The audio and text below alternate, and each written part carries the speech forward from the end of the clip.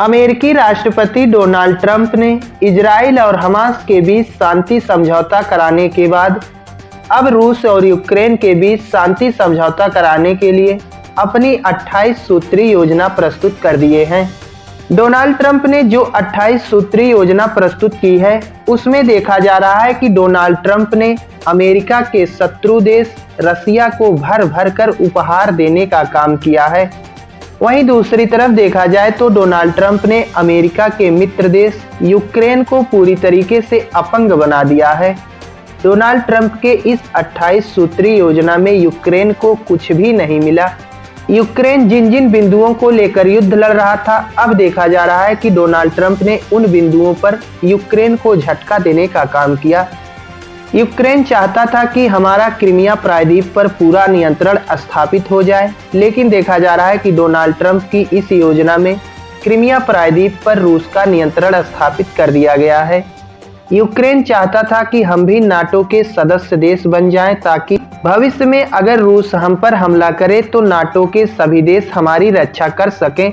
लेकिन अब देखा जा रहा है कि डोनाल्ड ट्रंप ने इस योजना के माध्यम से स्पष्ट कर दिया है कि अब यूक्रेन कभी भी नाटो का सदस्य नहीं बन पाएगा।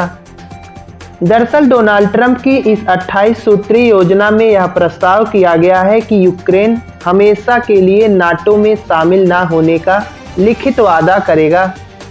डोनाल्ड ट्रंप ने अपनी इस योजना के माध्यम से देखा जाए तो यूक्रेन को अपंग बना दिया है, यूक्रेन को विकलांग बनाने का काम किया है।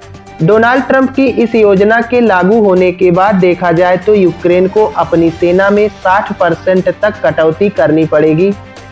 अब यूक्रेन 4 लाख से अधिक सैनिकों को अपनी सेना में शामिल नहीं कर पाएगा। इसके अतिरिक्त देखा जाए तो यूक्रेन अब लंबी दूरी के हथियार भी नहीं रख सकता है। यूक्रेन लंबी दूरी के मिसाइलों और रूस पर हमला करने वाले अन्य उन्नत हथियारों का उपयोग और रखरखाव भी नहीं कर सकता है। जिस डोनबास क्षेत्र में अभी तक यूक्रेन की सेना मौजूद थी, उस डोनबास क्षेत्र को डीमिलिटराइज्ड जोन घोषित कर दिया गया है। अर्थात अब यहाँ पर ना तो रूस की सेना रहेगी और ना ही यूक्रेन की। तो ऐसी स्थिति में जिस डोनबास क्षेत्र पर यूक्रेनी सेना ने कब्जा किया था, वहां से यूक्रेनी सेना को वापस आना पड़ेगा।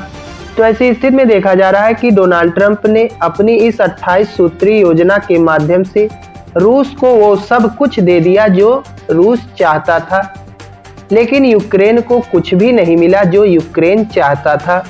यूक्रेन को केवल अपंग विकलांग बनाने का काम किया है डोनाल्ड ट्रंप ने। बाकी इस योजना पर आप लोगों की क्या राय है? आप लोग अपनी राय दे सकते हैं।